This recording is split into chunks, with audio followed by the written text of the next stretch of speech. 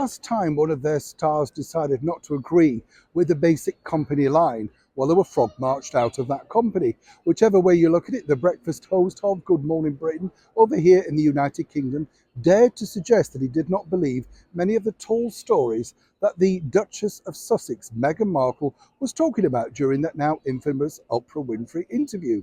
Fascinating when you think, isn't it?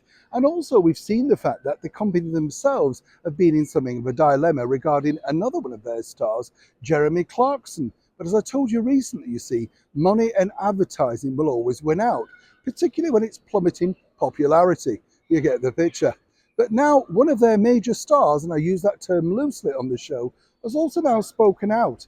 But will this be to his own detriment? Good morning, Neil Sean here in the very heart of London, and as ever, nice to see you. Thank you, by the way, for your lovely comments about the beautiful Kim Novak. What a star, eh? Yes. And when you think about it, so many great films that she appeared in. As I say, I first became aware of it in the brilliant Mirror Cracked, but of course, for many people, Vertigo has to be the big one, doesn't it? Still remains beautiful. What a nice, lovely lady. And of course, at an era when ladies truly dressed as ladies and were under no illusion exactly what they were. Am I right? As ever, back to your breaking roll story of the day. Now, as I said in the intro, this is going to be a fascinating thing to see how this plays out, because over on ITV, Good Morning Britain, which really is the home of woke, you have the lead presenter, Susanna Reid, basically gushing about everything that's everything on trend in order to keep what they consider to be the younger audience watching. There is no younger audience watching, Susanna. They're your age, over 50. That is your audience. Now, recently they decided to secure the services, and I use that term loosely, of the failed Labour MP, Ed Balls. He's married to another Labour MP, a vet, right? And what's interesting there is she claims that she wants to welcome all refugees, seemingly, though, not to her own home. But I'll leave you that one to ponder, as ever.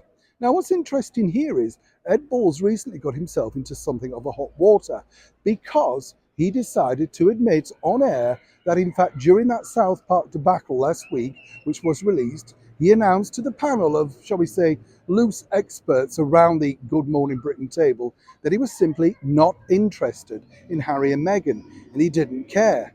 Trust me, according to a very good source in the gallery, this drew gasps because, as we know, Caroline McCall, the head of the channel, ITV, is a huge supporter of the former royal, the Duchess of Sussex.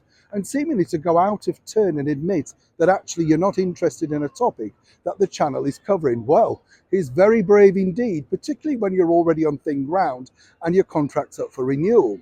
Now, source tells me that apparently, according to people on the inside, Ed remains very popular. This sadly is not demonstrated, of course, in the daily ratings.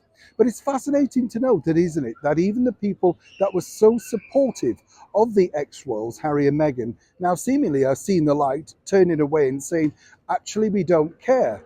The bottom line was this was a debate about that privacy tour on South Park. And one can understand, not many people have heard of the show up until that point. Very big in America, not so big over here in the United Kingdom.